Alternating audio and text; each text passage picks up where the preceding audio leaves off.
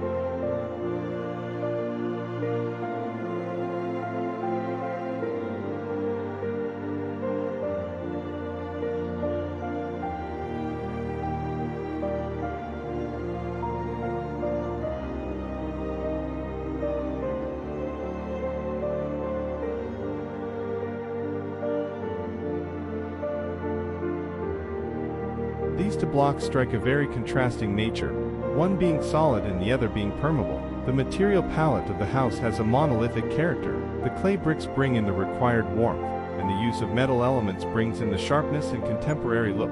Larger-than-life artifacts and tectonic petrified wood center tables become some of the protagonists in the house.